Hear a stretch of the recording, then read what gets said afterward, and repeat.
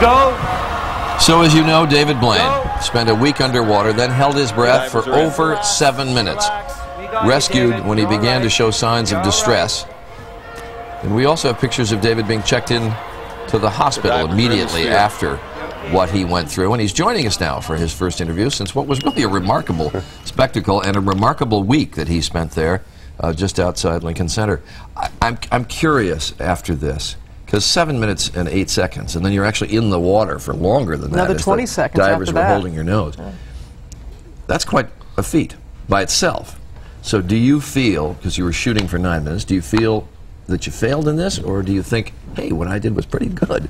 I do feel that I failed, but at the same time I feel like I dreamed up this crazy thing and I was able to do it, so because of that I feel super lucky at the same time. Did you lose some of your concentration as you were trying to get those handcuffs off? I mean, because you really need to stay focused, I would imagine, to hold your breath for that entire length of time. The handcuffs was a really bad idea on my part. How'd you get them off? How'd you get them off? Because we saw you able to get yourself free. I had a flattened safety pin, so you jam it into the edges and you pop it open. I was prepared for that. But if you hadn't had the shackles, and maybe even if you hadn't spent the preceding days in the water, do you think you could have done 9 minutes?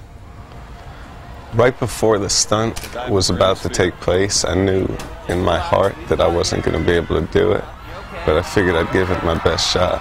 So when did you know you were in trouble? Because when we're looking at the video and you're giving signs along the way saying you're okay, when did you know that this isn't going to happen?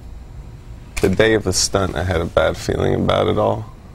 That day I was kind of thrown off and I wasn't feeling very good, but I figured I would just put on the best try that I could and give it my all. So. I was asking you about your hands earlier, and I still can't believe that skin can take that kind of water for that length of time, so I wanted to see how they recovered pretty. Your skin is. Yeah, we have up on the screen what they look like underwater. Now hold them up. Let's see what they look like just after. Well, just after. That's not bad. That's amazing. Yeah, I thought about if you. How are your feet? Are you able to walk? Well, we saw you walk out, but you have pain in your feet?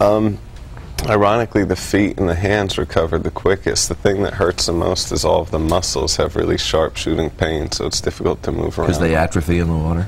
I think from the weightlessness and the starvation. And you were saying Monday when I was out there that you're back as well, because it's a magnifying glass, just the sun beating down on you for that many days. That was something we didn't prepare for once again. It was the curved glass was so strong that you could put a cigarette behind, people would put their cigarettes behind the sphere and they would light on fire. So what was happening was inside of the sphere it was doing the same thing. So the sun was magnifying and just burning. Ouch. So my skin has blisters and rashes all over it, and the skin's really, all the oil's gone, so it feels really strange. Would you do it again? No, not that one. That's it, boy. We've done that one. All right, Quick response. It's always good to have you with us, Glad and it was you're well. fun to be down there with you for the week. All the best to you. Thank you. Thank you.